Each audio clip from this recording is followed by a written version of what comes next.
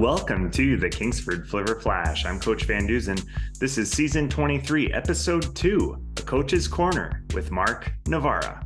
Now, before we get into our conversation with Coach Novara, we have to celebrate a little bit because this is the 100th episode of the Kingsford Flivver Flash. We started back in April 2019, and the first 50 episodes are audio only, but you can still find those on Apple Podcasts, Google Podcasts, Rocket Cast, and anywhere you listen to audio podcasts.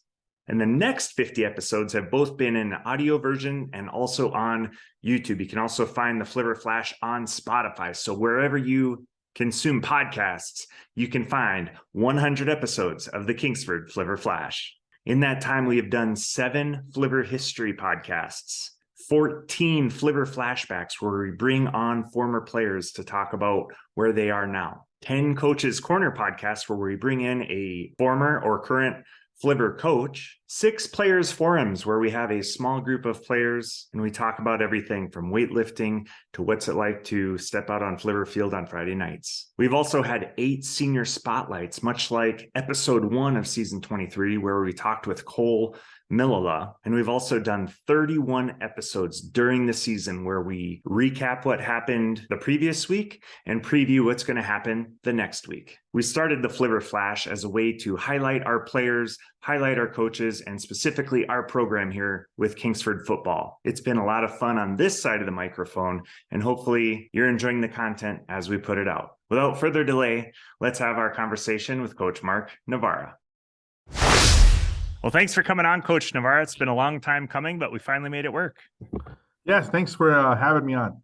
Yeah, this is awesome. So first, start out by telling everyone about your football playing career. Graduated from Kingsford in 1993. We were able to make it to the state finals. Didn't quite work out well for us. From there, went to Northern Michigan for a year.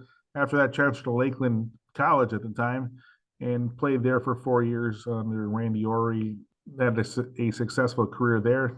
After that, I went over to Europe for a year and played with the Tourist Royal Crowns professionally for 1 year and came back home and started coaching football. What was it like playing over in Europe? It was really neat at the time, especially there are a lot of professional leagues over in Europe, and they hire Americans to play for them. And my team was only one American, obviously myself. You know, it's neat because I had guys who at the time were playing in NFL Europe. They'd play in the league also with us as well too. So it was pretty cool. Oh, that's awesome. Yeah. So then you had mentioned you came back here to your hometown, Kingsford, and started coaching. How did that start out? Got back, from Europe and graduated in December and came back home, and I was doing some subbing and things like that, and got into job application time and had a couple of offers elsewhere, and I wanted to be here at Kingsford, and that was at that time in my life. I wasn't married yet, and looking around to go here or there. So the only place I was going to be was here. So then you started coaching here. Where did you start right on the varsity level with Coach Hofer, your former coach? What did that look like? Yeah, no, I started with Coach Hofer right away the first year. I volunteered on the varsity, and the following year that I was moved to the JV team and was there for a long time with Coach Redinger and got to learn under him for a long time, and eventually took over the JV job for quite a few years, and then jumped back up to the varsity with Coach Hofer until he retired, and I was fortunate enough to become the head coach of the Flivvers after that. Now, you played for Coach Hofer. Did you play for any other coaches that you then worked with? I don't believe so. I think he was the only one that was still left here. Okay. And what was that like now being kind of a peer and being in the office instead of being in the locker room? For sure. Like I said, I still do a lot of, in fact, obviously he's our defensive coordinator right now, which is awesome. I'm so thankful that he's with us. So a lot of the things that he did with us, I still use. I mean, I think obviously he's a wealth of knowledge in football. And I think, obviously when you think of Flivver football, he's probably the first thing that pops up. It really is. It's been a great experience, and I'm just thankful to have him around still. Yeah, and that's I'm in the same boat. I played for Coach Hofer, and then had the unique experience of playing for Jim Millala, and then I was able to come back and coach with him. So it's just a really neat experience to kind of see that come come full circle. So let's talk some of your favorite memories. You said you played for a state championship as a player. You obviously had some great memories at Lakeland College and overseas, but what are some of your favorite memories of being either a football player or a football coach? For sure. Obviously the state championship was one. I was fortunate enough to probably be one of the greatest flivver plays in history, I guess. We're playing in Escanaba, and Flivver fans will remember this one. Was scored on a bootleg late in the game to win the conference and the Barber Trophy, and to kind of everything. And that was my first touchdown, so I didn't really know what to do when I got in the end zone. But it's one of those things where we were able to. It's just one of those plays that was made, and it really had nothing to do with me. I think we ran 47 lead, 100 times in a row. So we ran a little boot, and of course, as I gotten older, the story's changed where I dodged a few guys and hurdled a couple and then the spin move, but that may or may not be true. As we kind of, college, of course, there's a lot of stuff that kind of sticks out, but my most memorable moment in college for sure was we were down 34-0 in the third quarter against Concordia, Wisconsin. We end up coming back and winning, and it's unique because Brian Olson was on that football team at Concordia, Wisconsin. So we make memory of that with him every once in a while. I think he still gets a little bit upset about it, but that's okay. Well, and you and Brian were teammates at Kingsford. Yep. And then you're Jeff, yep, and then playing against each other in college. That's awesome. Yeah. So we talked a little bit about you playing for and then coaching with your former coach with Coach Hofer there. But now you're in a very unique position where you are coaching your son. How is that kind of different, playing the role of coach and playing the role of dad and trying to keep those separate? It's you don't. Basically you got to be dad, but you got to be coach. But he's treated just like everybody else. There's no, obviously you can't play favoritisms and things like that. And as a young player bringing up as a sophomore, those are tender guys. Sometimes you gotta treat those guys. They're not used to the rigors at the varsity level, and jumping from the freshman program to the varsity is difficult sometimes. But he's got to be just another one of the guys. And I really, you watch him grow and develop, and so that part is you're proud as a dad. But man, we got to win football games as a coach too. So there's not a tougher critic on him than I am, and there's probably not a more proud dad than when he does well. It's just kind of one of those things all wrapped in one.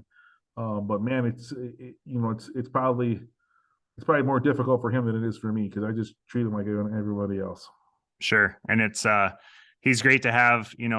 He was roaming the sidelines when he was in 7th grade and 8th grade, and I'm sure way before that. So Student of the game, loves the guys he's playing with. Yeah.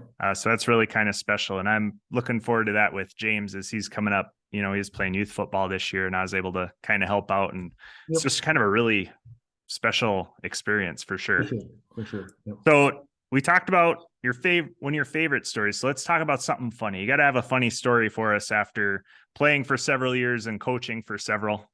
I'll tell you, there's a great story. It kind of sitting in the office one day, and all of a sudden some guy comes in and it's raining outside, and all of a sudden he's mumbling something to us, and we didn't quite know what was going on. And sure enough, lo and behold, Coach Van Dusen was trying to catch a punt, and during that time, I think it dislocated a kneecap, and we were trying to figure out how to help old, Coach Van Dusen laying on the ground. Of course, we had of course, he's writhing in pain, and we're having a little bit of fun with him during the time. But I guess it was funny for us, but maybe not so funny for Coach Van Dusen.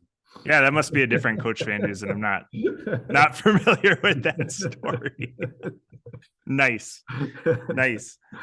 So something that you brought to the program when you took over was the philosophy of win, win, win, winning in the classroom, winning in the community, and winning on the field. Talk to us a little bit about where that came from and kind of what it means to you, what it means to the players. I think when you get in the spots like I'm fortunate enough to be in as a head coach, you sit down and think, what do you want these kids to do? What is the big picture you want them to see? And I want our kids to develop as men. And winning in the classroom, number one, is huge for us, as far as our guys making sure that their studies are taken care of, making sure that they're actually doing things that are required of them in school. And winning in community kind of ties into that as well. Even the classroom part of it, we want our kids pushing in chairs in the lunchroom and making sure they're setting examples for other students. And this is how we as Flivvers act. And in the community, we're doing outreach programs that we do, was the flags at the cemetery, pulling those for veterans, whether it's ringing the bells, helping out with Flivverfest, whatever we can do to help out. I think it's important for us to be out in the community and giving back. I mean, we're fortunate enough to have Flivver Field here where they're sitting 3,000 people at a night and are coming to watch our guys. And I think us being out in the community and saying, hey, we see you is important. And I really believe if we're winning in classroom and in the community, that we're going to win on Friday nights. That means our kids are doing things right, the little things right, and that's necessary.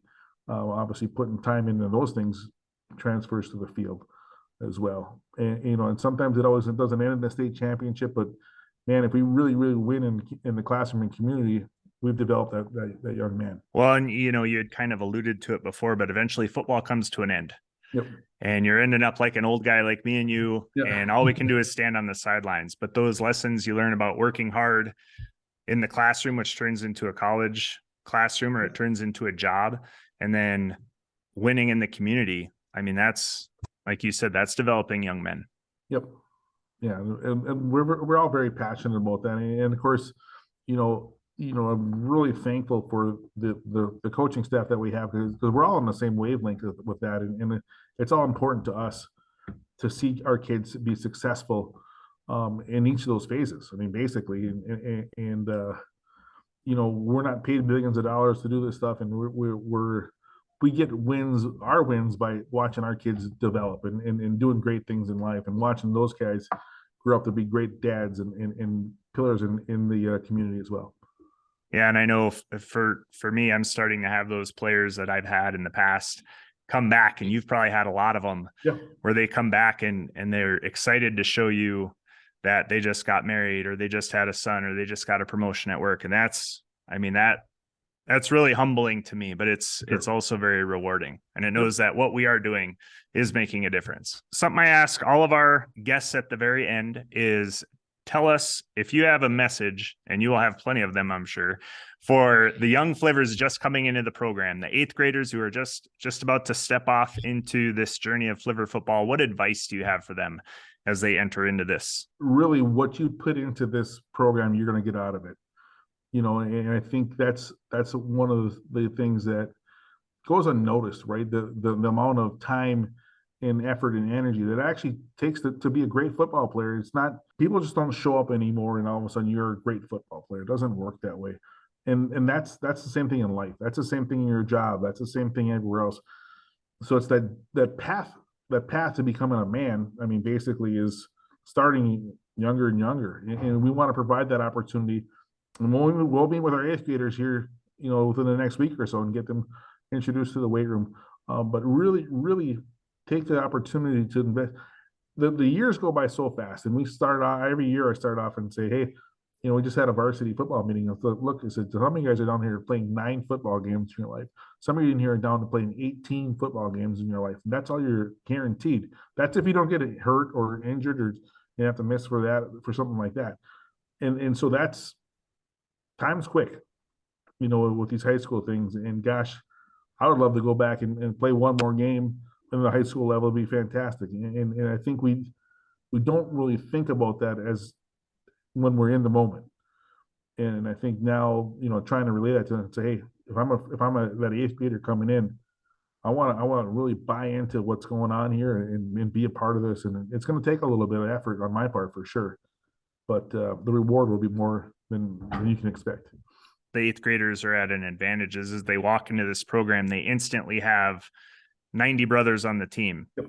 Because our team goes from 9 through 12. So they can see those seniors and how hard they've worked and where they are, and have the ability to look forward and say, hey, that could be me, but now I know what I got to do to get there. Yep. So awesome. Well, thanks for coming on, Coach Novara. I appreciate it. And have a great day. Thank you much. We'd like to thank Coach Novara for everything he has done for Kingsford football and everything he continues to do. And as always, I ask that you go down in the show notes, make sure you're following us on Facebook, Instagram, Twitter. You can read our blog, and of course, subscribe to the Kingsford Flivver Flash, either on YouTube, Spotify, or wherever you listen to your podcasts. And that will do it for the 100th episode of the Kingsford Flivver Flash. I'm Coach Van Duzen. Until next time, win in the classroom, win in the community, and win on the field.